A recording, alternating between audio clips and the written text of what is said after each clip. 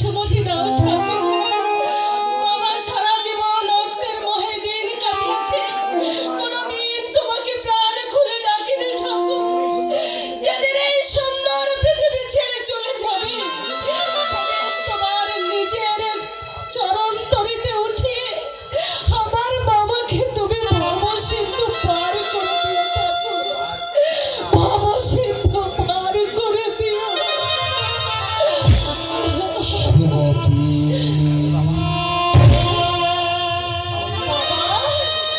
তুমি এসেছো বাবা, তুমি এসেছো। আরে মা, আমি যে এসেছি তোর কাছ থেকে বিদায় নিতে। আজ আমার বিদায় বেলা মা। বাবা, বাবা, আয় মা, আয় না।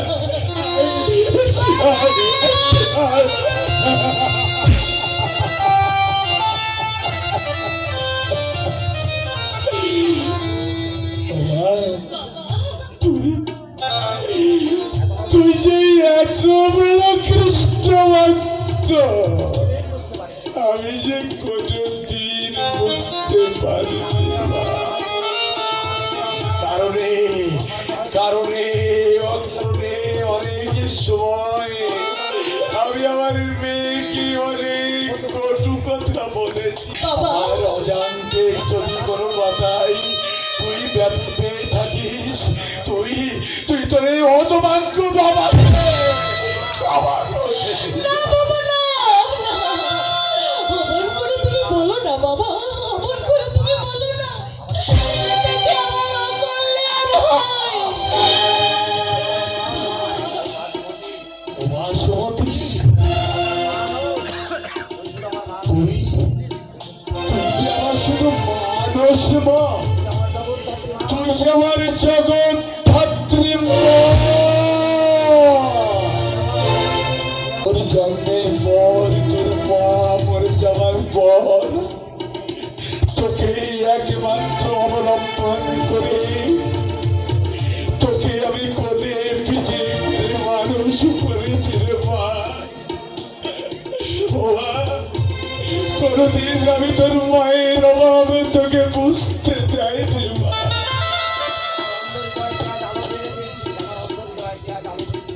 তুই তুই যে আজ আমার অন্ধ হৃদয়ে জ্ঞানের আলো চালিয়ে দিয়েছিস মা।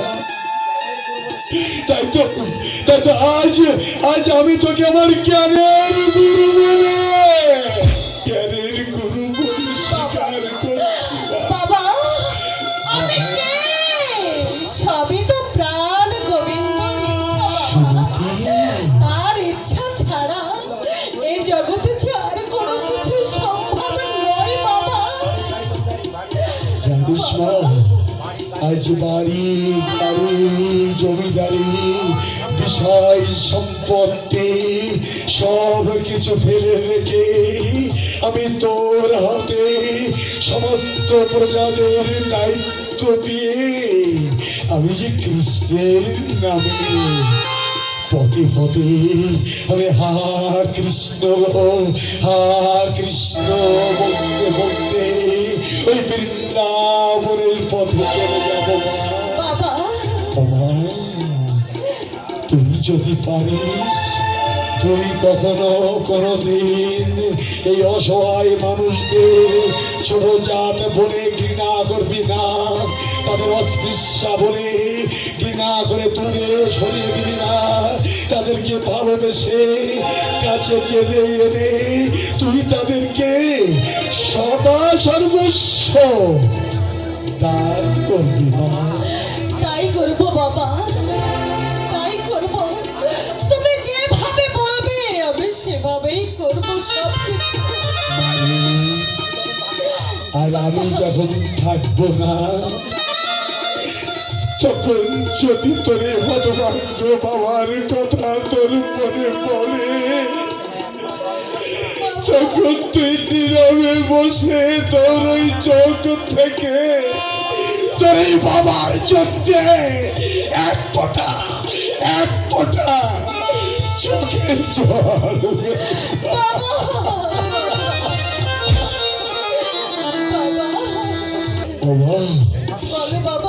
তুই সব সময় ওই গোবিন্দের রাতুল চরণে বসে শুধু গোবিন্দের ভজন করবি, বাবা দেখবি সমস্ত দুঃখ যন্ত্রণা তো দূর হয়ে যাবে।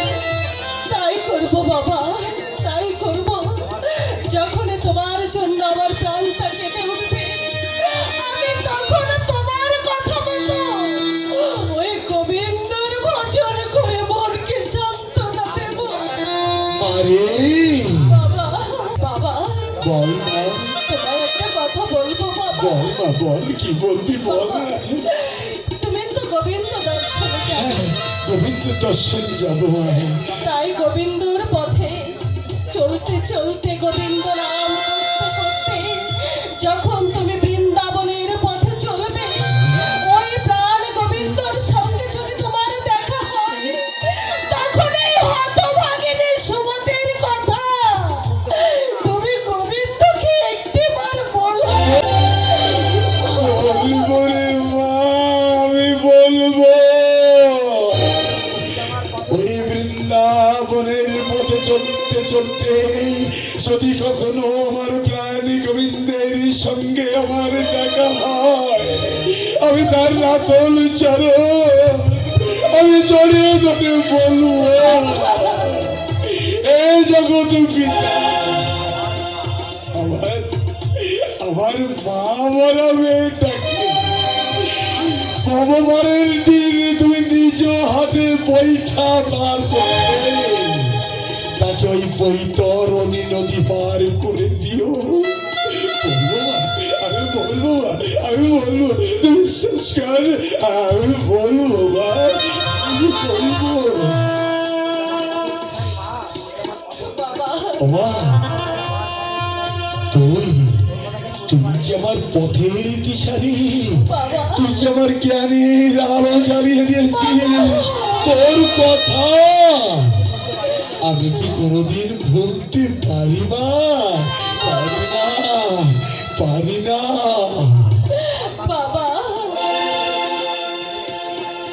চল না চল, আমার আমার আমার খুব খিদে পেয়েছে, আমাকে কিছু খেতে দিবি না মা? আর হয়তো তোর হাতের খাবার আমি আর জীবনে খেতে পারবো। ওমা, তুই যে আমার মা, আজ বিদায় বেলায় আমার মায়ের হাতে আমি দুটো অন্ন খেয়ে এই গোবিন্দের চরণে নিজেকে উৎসর্গ করবো। দেবো বাবা, আমি নিজের হাতে রান্না করে তোমায় সেবা দেবো বাবা, তোমায় আমি সেবা দেবো বাবা। বল মা, বাবা ও মা, তুমি যে গোবিন্দর পথে যাবে গোবিন্দর সেবা করতে, কিন্তু কিন্তু কিন্তু কি বল, বল এই বল। জমিদারি, এই অর্থ সম্পদ সব কিছুতে তোমায় ত্যাগ করতে হবে। করবো, করবো মা, তুমি আমার এই জমিদারি অর্থ সম্পদ বিষয় বৈভব সব কিছু ত্যাগ করে শূন্য বস্ত্রে আমি কৃষ্ণ নাম করতে করতে আমি যে বৃন্দাবনে চলে যাব মা, আমি যে বৃন্দাবনে চলে যাব। বাবা বল মা, বাবা বাবা, বৃন্দাবনের পথে যেতে গেলে, গোবিন্দর দেখা পেতে গেলে তোমায় যে আজ থেকে বৈষ্ণব হতে হবে। কৃষ্ণ আরে বৈষ্ণব সাজে না সাজলে তুমি যে প্রাণ গোবিন্দর দেখা পাবে না বাবা। তাই এই জমিদারি পোশাক তোমার যে আরো সাজে না বাবা।